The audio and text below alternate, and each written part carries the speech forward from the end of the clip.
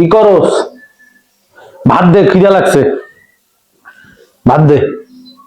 রোজার দিনে নেশা করতেছেন, নামাজ পড়েন না, রোজা রাখেন না, আবার খাবারও চাচ্ছেন। আপনার লজ্জা করে না? থাক তোর লজ্জা নিয়ে। না খেয়ে থেকে আবার কিসের রোজা? ভাত দে, খিদা লাগছে, তাড়াতাড়ি যা ভাত দে।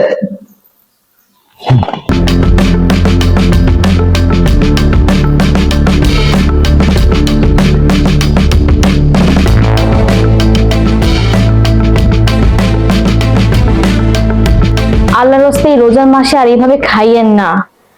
এখন থেকে রোজা রাখেন আল্লাহর রাস্তে। দেখ, তোর মন চাইছে তুই না খাই থাক, আমি থাকতে পারবো না। আমি না খাই থাকতে পারবো না। আমার জানোস কি লাগে? প্রতি ঘন্টায় 10টা সিগারেট লাগে, মাঝে মাঝে মদ খেতে হয়। আমার মদ না খেলে না শরীর ঠিক থাকে না, বুঝছো? একটু চেষ্টা করে দেখেন, রোজা রাখার চেষ্টা করেন, দেখবেন আল্লাহ আপনার সহায় হবে। এই চুপ থাক, তুই আমাকে না খাই থাকতে বলবি না। আমি না খাই থাকতে পারি না, তুই জানোস না? আর আমার কি ভাতের অভাব পড়ছে নাকি রে যে না খাই থাকবো? ফাজিল কোথাকার। হেৎ।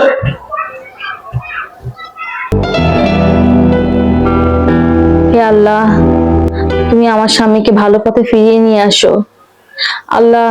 সেই জন্য তোমার পথে, রাসূলের পথে যেন চলে আসে আল্লাহ। সেই জন্য সঠিক পথে চলে আসে আল্লাহ। তাকে তুমি ভালো বানিয়ে দাও আল্লাহ। কি হলো? কি গো, আপনার কি হয়েছে? সুস্থ মানুষটা বাইরে গেলেন আর এমন অসুস্থ হয়ে ফিরলেন। বউরে, আমি মনে হয় বাঁচবো না বউ। প্রচন্ড পেট ব্যথা। মা, আমার মনে হয় উপরে ডাক চলে আসছে বউ। বউ, আমি মনে হয় বাঁচবো না রে বউ। কি বলতেছেন আপনি এসব আজে বাজে কথা? আপনি সুস্থ হয়ে যাবেন, ইনশাআল্লাহ আপনি সুস্থ হয়ে যাবেন, আল্লাহ আপনাকে সুস্থ করে দিবে। উফ, পারতেছি না। নেন, একটু পানিটা খান তো, একটু খান। আল্লাহ, আল্লাহ। বউ, একটু ভাল লাগতেছে। বউ, আমি ভুল করেছি, আমাকে তুমি মাফ করে দাও। আমি আর কখনো নেশা করব না। আমি আমি এই ভুল আর কখনো করব না।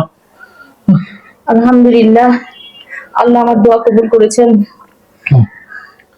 আল্লাহ আপনাকে ভালো পথে ফিরিয়ে আনুক। আপনি তওবা করেন। আস্তাগফিরুল্লাহ রাব্বি মিন কুল্লি জামবি ওয়া আতুবু ইলাইহি লা হাওলা ওয়ালা কুওয়াতা ইল্লা বিল্লাহিল আলিয়্যিল আযীম। আমি আর মদ পান করব না, কখনো বিড়ি খাবো না। আমি এরপর থেকে আল্লাহর পথে জীবন উৎসর্গ করে দিতে চাই। আমি তোমার কথা শুনতে চাই, আল্লাহর কথা শুনতে চাই।